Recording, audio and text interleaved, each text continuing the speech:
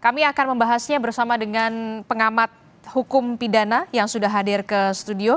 Selamat pagi, Assalamualaikum Abdul Fikar Hajar. Selamat pagi. Selamat pagi Mbak Adisti. Oke, Pak Fikar, ini kan tadi kita baru saja melihat ya bagaimana respon dari tim kuasa hukum Peggy Setiawan yang mengatakan bahwa sebelum sidang peradilan yang hari ini agendanya kesimpulan ini mengatakan kami optimis Majelis Hakim yang diketuai oleh Hakim Tunggal Eman Sulaiman ini akan mengabulkan permohonan dari Peggy Setiawan begitu kan, karena dirasa atau dinilai alat buktinya ini memang mengada-ngada dan terkesan dipaksakan. Bagaimana Anda melihat ini? Ya, menurut saya ya dalam satu perselisihan di dalam satu forum peradilan ya selalu saja para pihak itu masing-masing bersifat subjektif gitu ya, baik pemohon maupun termohonnya gitu, dengan argumen dan alat bukti yang mereka miliki gitu ya, mereka pasti akan bersifat subjektif. Nah, karena itu nanti posisi objektifnya ada pada hakim,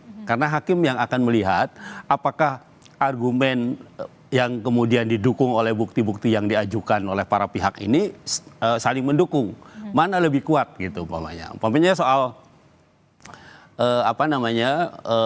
error in persona itu tadi, ya kan? Itu kan sebenarnya argumen alibi. Ada dua alibi yang diajukan sebenarnya. Yang pertama alibi soal orangnya, error in persona, salah orang. Yang kedua alibi soal waktunya.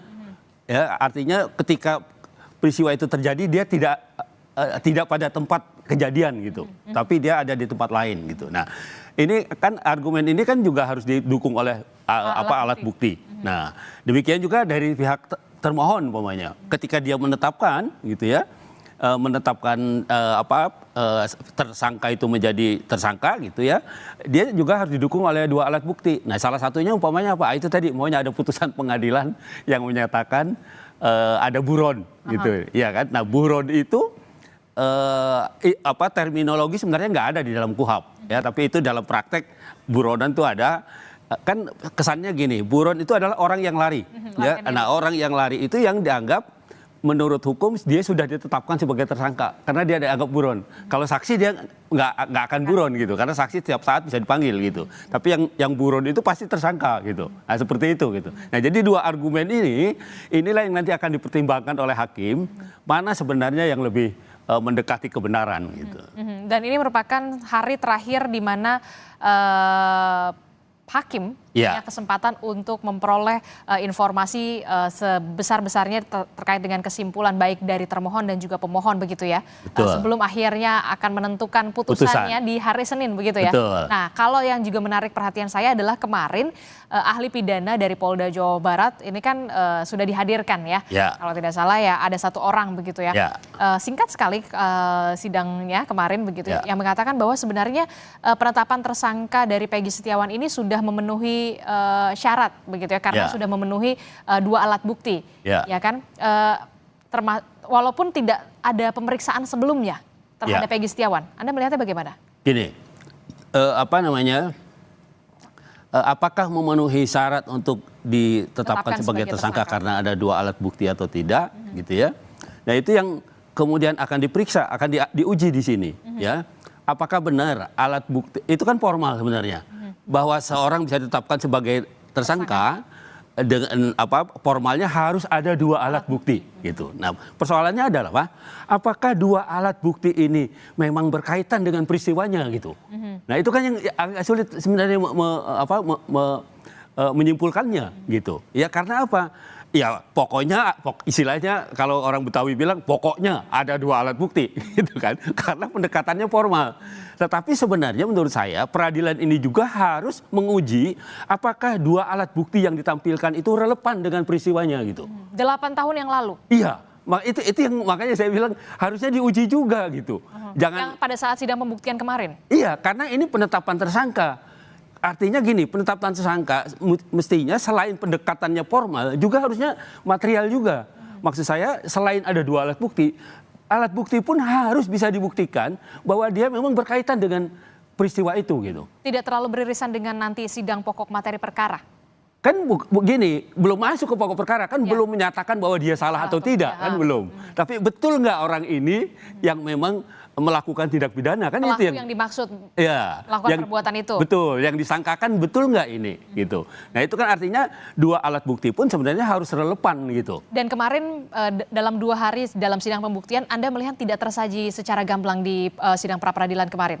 Ya menurut saya dari kesaksian para ahli dan alat buktinya itu belum terungkap gitu ya. Walaupun umpamanya di belum dalam terungkap atau tidak mau diungkap? Menurut saya belum terungkap lah. Belum terungkap, oke. Iya. Karena gini, di dalam satu peristiwa pidana gitu kan sebenarnya bisa dikategorikan ada 4 modus ya. Modus yang paling mudah adalah tertangkap tangan.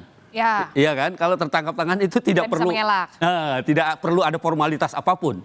Pokoknya tertangkap tangan dia bisa langsung ditetapkan sebagai tersangka. Tetapi ketika ada laporan, kemudian laporan itu tindak pidana umum ya, yang semua orang yang melihat, mendengar, merasakan bisa lapor. Ada juga pengaduan itu khusus untuk delik aduan, tindak pidana yang hanya dijalankan kalau diadukan oleh korbannya, gitu, ya kan? Nah itu artinya perlu ada pengaduannya kan, perlu ada pengaduan, dan untuk mengadu itu harus ada panggilan dan sebagainya gitu. Yang ketiga adalah pengembangan. Nah ini menurut saya pengembangan dari kasus yang pernah ada. Oh ini jadi dari hasil pengembangan? Iya, dari putusan itu kan dianggap tersangka ini pengembangan dari kasus yang dulu gitu.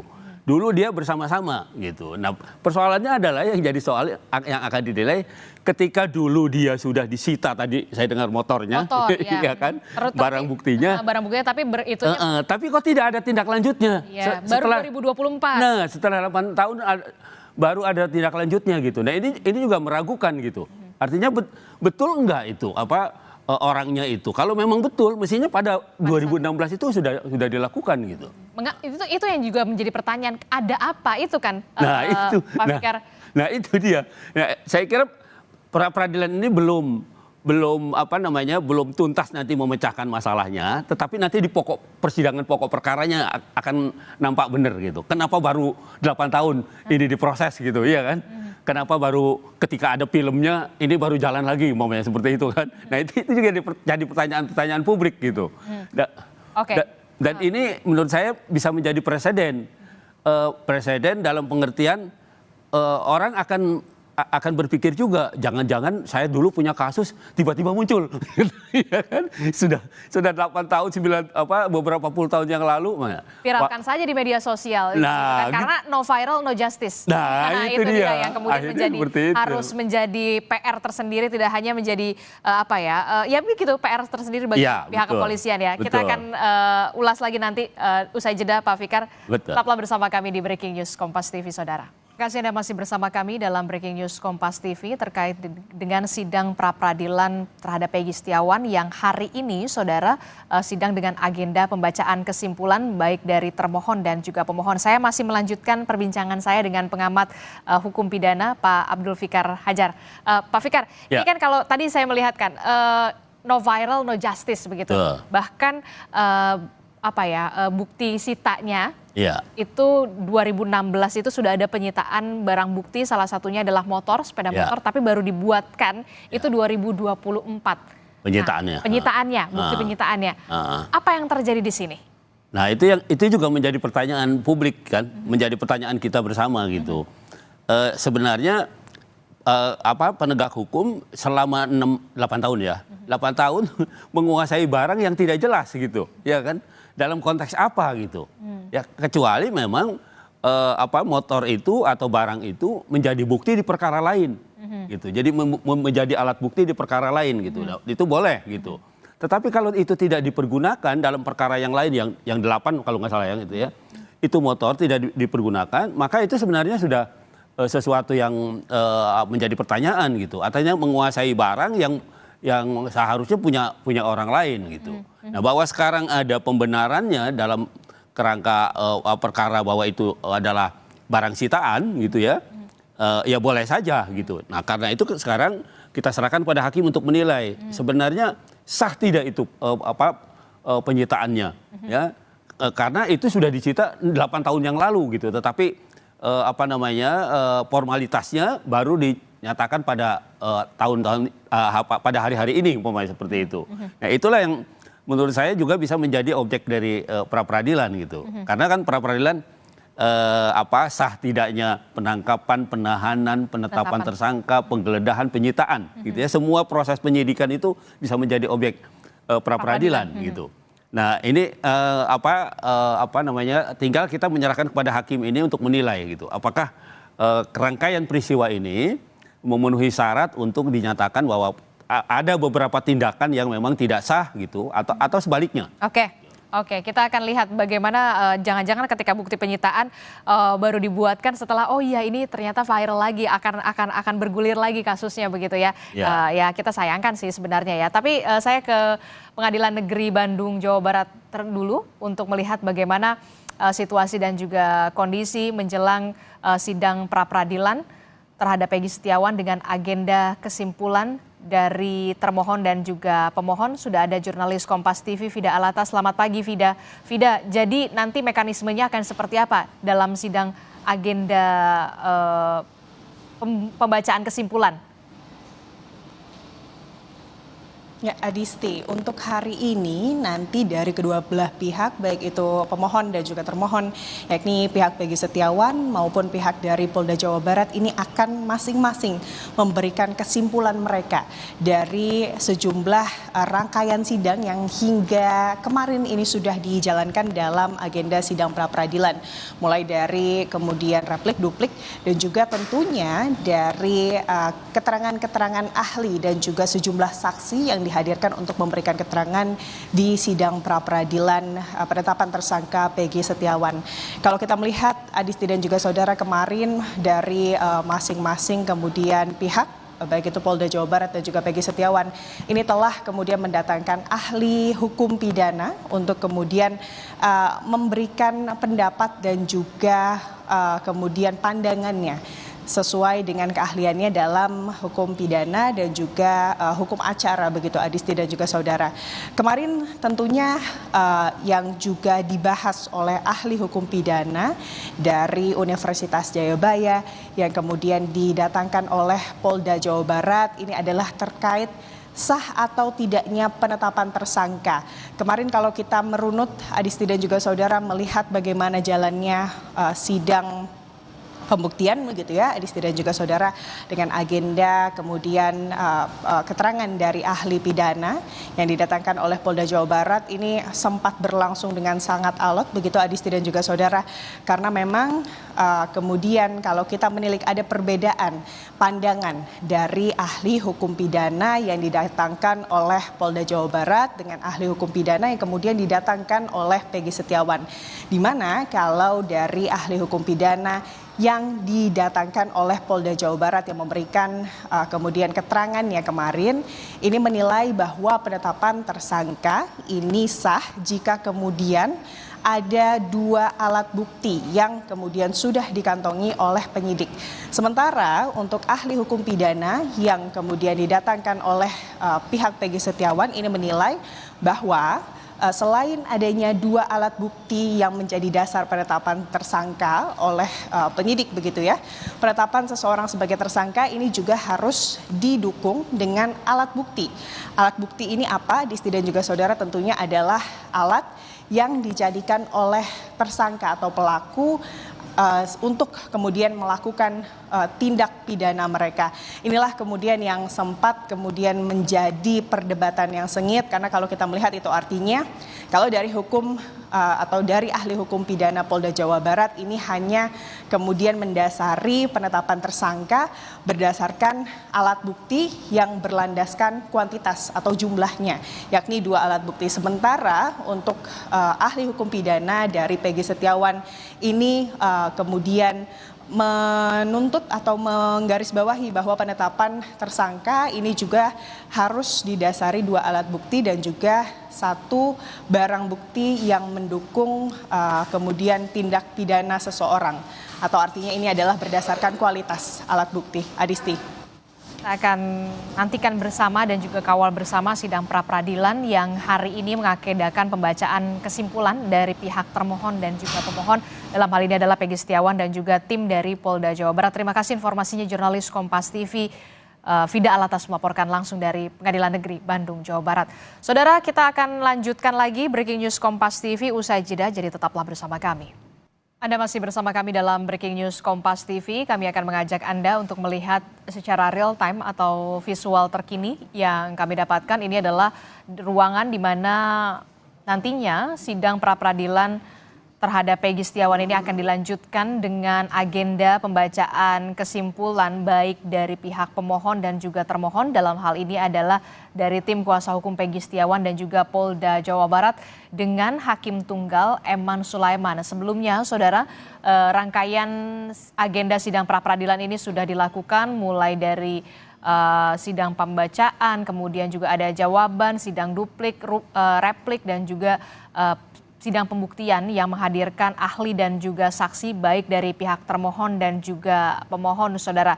Kita masih akan berbincang dengan pengamat hukum pidana Abdul Fikar Hajar yang sudah bergabung di studio, dan rencananya memang sidang pra-peradilan terhadap Peggy Setiawan ini hari ini adalah membacakan kesimpulan, dan ini merupakan hari terakhir di mana Hakim Tunggal Eman Sulaiman ini mendapatkan informasi dan juga sebanyak-banyaknya dari pihak tim kuasa hukum Peggy Setiawan dan juga Polda Jawa Barat untuk mempertimbangkan nantinya keputusan di hari Senin, karena pembacaan putusan terhadap sidang pra-peradilan terhadap Peggy Setiawan ini akan dibacakan pada hari Senin pekan depan. Saya melanjutkan lagi Pak Fikar. Pak Fikar, ini kan kalau kita lihat ya, dari tim kuasa hukum Peggy Setiawan ini kan selalu mengatakan Peggy ini merupakan korban salah tangkap begitu ya.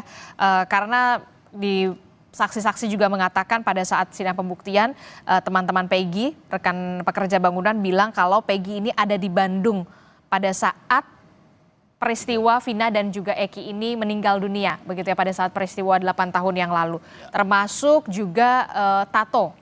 Soal tato, tato yang ada di tangan kanan atau tangan kiri bergambar bintang, begitu kan? Yang kemudian dijawab oleh Polda Jawa Barat, tato bergambar bintang ini sudah dihapus oleh Peggy Setiawan dengan menggunakan cairan kimia. Pendapat Anda bagaimana soal ini? Ya,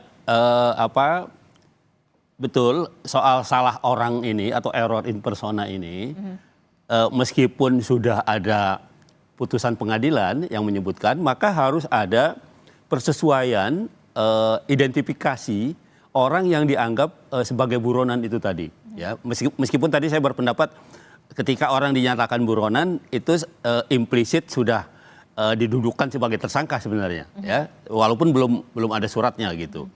Nah, tetapi juga harus diklopkan. Apakah benar orangnya itu yang seperti disebutkan di dalam putusan gitu. Nah, salah satunya itu tadi soal tato, iya kan? Nah, tato itu ya menurut pengalaman saya, melihat penglihatan saya, dihapus bagaimanapun itu ciri-cirinya atau tanda-tandanya tidak akan pernah hilang itu. Pasti ada bekasnya ya? Pasti ada bekasnya. Iya gitu. kan? Walaupun di laser aja dengan biaya yang mahal itu pasti ada bekasnya. Betul. Begitu. Nah, itu jadi pertanyaan dong. Nah, ini betul. kok nggak ada bekasnya gitu, nggak ada ketinggalan bekasnya sedikit aja. Nah, betul. Nah, artinya memang itu bisa menjadi pertimbangan majelis hakim juga gitu, ya. Karena itu jadi materi perdebatan juga kan antara pemohon dengan termohon kan. Betul. Rambut keriting, kemudian tato. Itu basic ya, basic profiling ciri-ciri fisik loh. Betul. Betul. Jadi di samping ciri-ciri formal dalam pengertian identitas persuratan atau identitas tanda pengenal gitu ya, tapi juga betul nggak orangnya, akurat tidak betul itu orangnya yang memang dimaksudkan di dalam putusan pengadilan yang terdahulu gitu. Nah, itu tadi salah satunya adalah, nah itu yang saya bilang tadi, alibi. Alibi itu pengertiannya menurut saya tidak hanya pendapat yang menyatakan bahwa pada waktu terjadinya tindak pidana dia tidak di situ, tapi juga error in persona juga itu juga sebenarnya alibi, bisa pakai alibi gitu. Maksudnya, loh bukan ini orangnya. Karena orang yang disebutkan di dalam putusan itu identitasnya jelas umpamanya ada disebutkan dalam putusan. Ternyata orang yang ditangkap ini lain. Ya, lain atau ada perbedaan paling tidak dengan orang yang yang disebutkan di dalam putusan.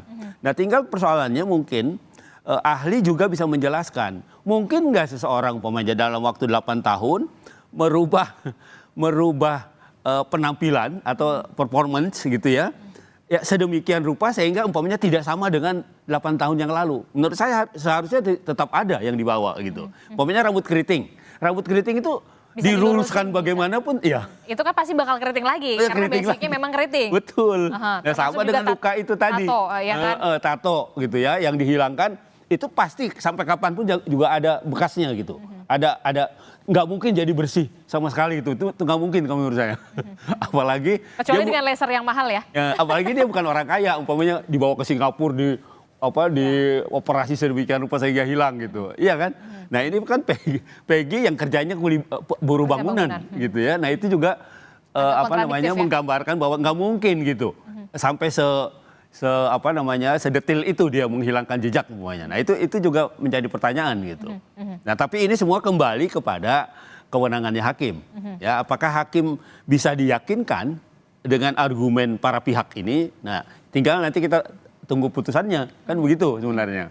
Dan sidang pembuktian kemarin baik dari tim kuasa hukum Peggy Setiawan dan juga dari Polda Jawa Barat yang menyiapkan ahli ini menjadi bahan pertimbangan juga untuk hakim memutuskan secara cermat ya. Betul. Termasuk juga soal ciri-ciri fisik tadi betul, ya. Betul. Selain juga dengan proses penyidikan yang prosesnya tahapan penyidikan seperti apa? Betul. Nah, di tahapan penyidikan sebenarnya kan itu tadi yang sebagaimana dipersoalkan oleh penasihat hukum tadi ya. Penyidikan itu kan gini, perkara pidana itu bisa lahir seperti yang saya katakan tadi ada 4 modus. Selain tertangkap tangan, semua harus ada proses formalnya. Oke. Ya, baik itu delik biasa, delik aduan maupun pengembangan gitu. Nah, kalaupun pengembangan ya tadi saya berkesimpulan bahwa putusan itu sebenarnya sudah menempatkan orang buron itu sebagai tersangka, tetapi tetap harus ada penetapannya secara tertulis gitu, bahwa dia memang tersangka. Nah untuk menetapkan itu ada proses-proses, harus dipanggil dulu, didengar dulu keterangannya, baru kemudian ditetapkan gitu, dan seterusnya.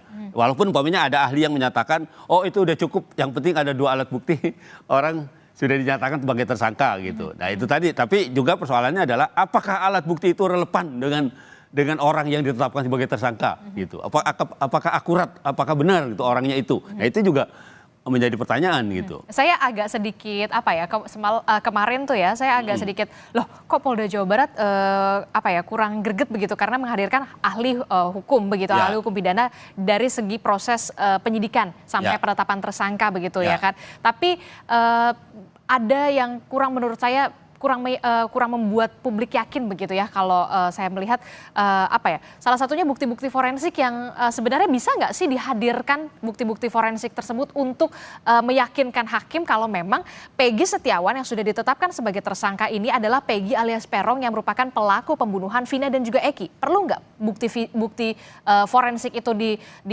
dijabarkan pada saat sidang pembuktian kemarin? Mestinya kan gini, kalau pembuktian itu siapa yang membutuhkan gitu. Kalau memang kuasanya atau Peggy-nya sendiri yang membutuhkan, bahwa sebenarnya dia bisa minta gitu. Artinya bisa kuasa hukum Peggy itu bisa. Ya, bisa meminta kepada hakim supaya hakim memerintahkan kepada termohon untuk mengeluarkan bukti itu. Gitu. Karena bukti itu kan ada dalam penguasaan kepolisian, ya penyidik gitu. Nah, karena bisa minta bukti itu, gitu untuk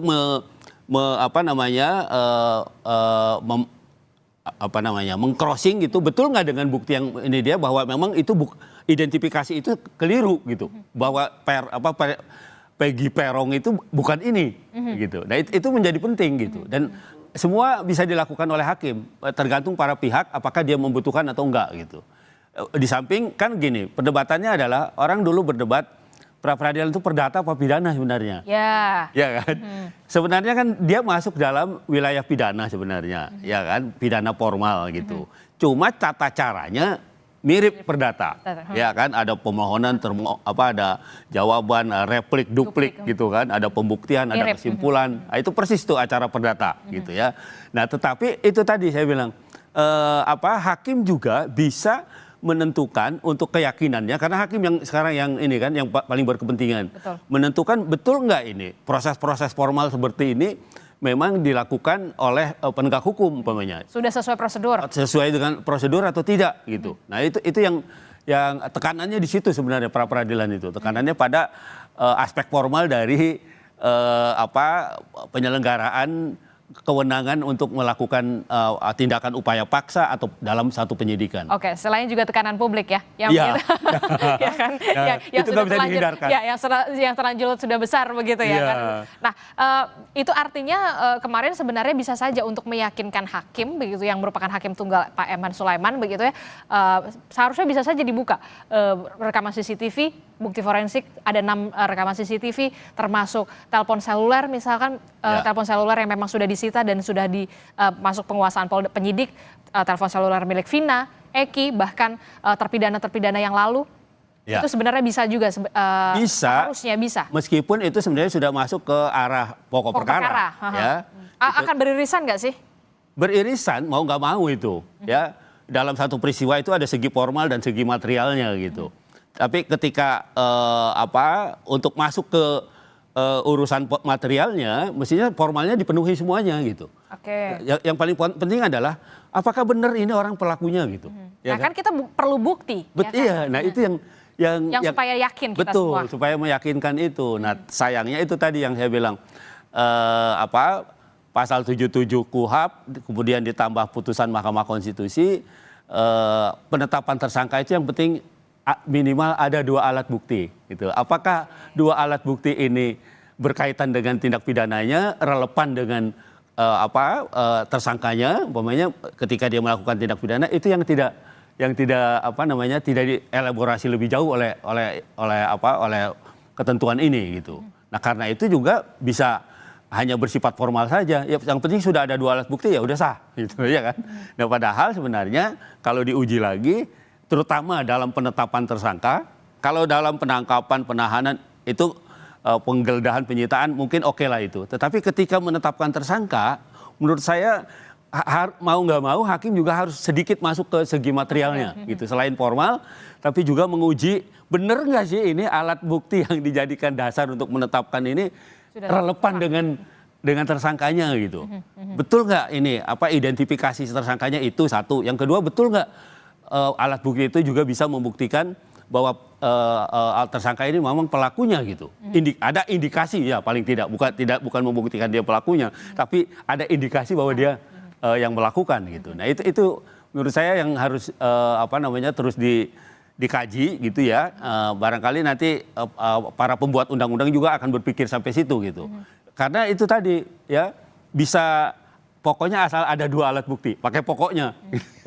Orang bisa ditetapkan sebagai tersangka. Gitu. Termasuk juga yang dikatakan oleh, saya ingat salah satu tim kuasa hukum Polda Jawa Barat, begitu ya, tim Polda Jawa Barat mengatakan bahwa memang ada kecocokan, kemiripan wajah Peggy Setiawan dan juga Peron ini identik 90%. Itukah kemudian menjadi salah satu dasar alat bukti yang dirasa cukup untuk menetapkan Peggy Setiawan ini sebagai tersangka menurut Anda? Oke, itu kan kesimpulan tentang kemiripan 90% itu kan kesimpulan alat sebenarnya. Ya, betul. Ya kan?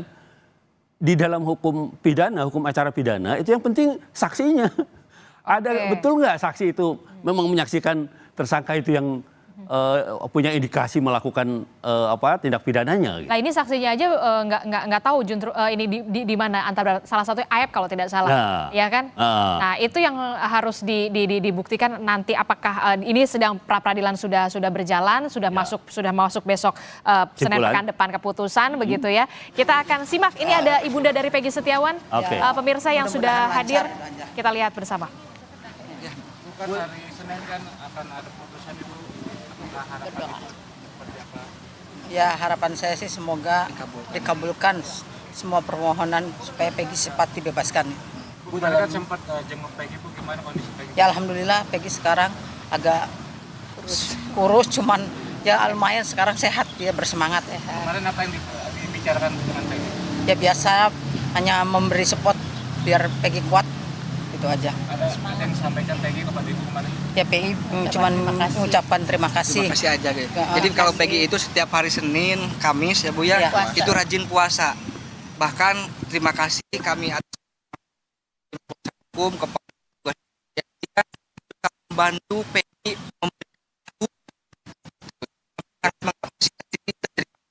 semoga Tuhan balas kebaikan para polisi yang bertugas yang suka memberikan sahur Peggy.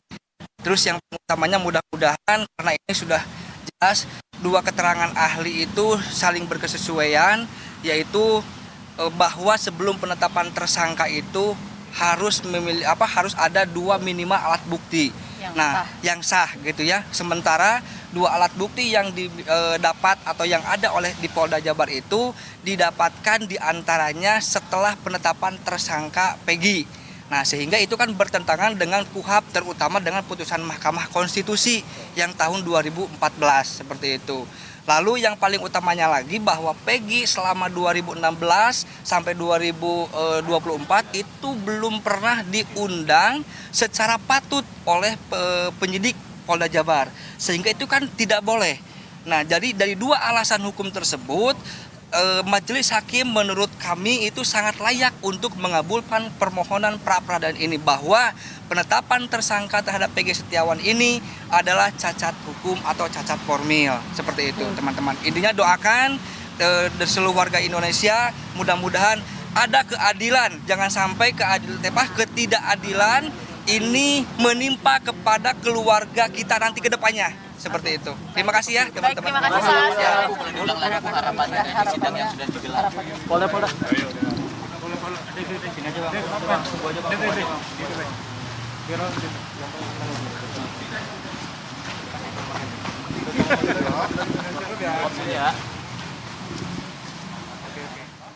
Ya, baru saja kita saksikan bersama pernyataan dari Ibunda Peggy Setiawan yang mengatakan bahwa memang anaknya dalam kondisi sehat, dan kita akan saksikan bersama pernyataan dari tim Polda Jawa Barat berikut ini.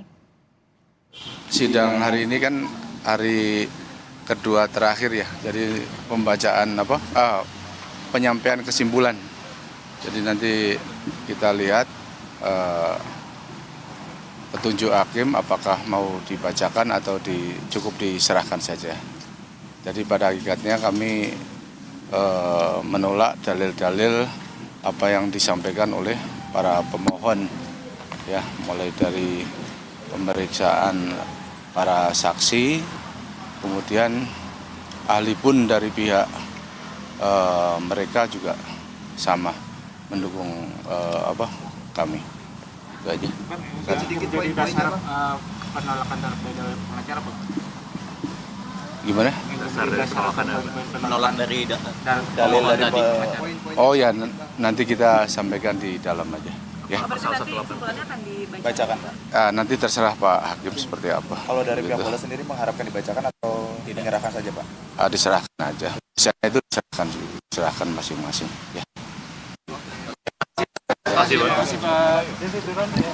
Ini terus dulu.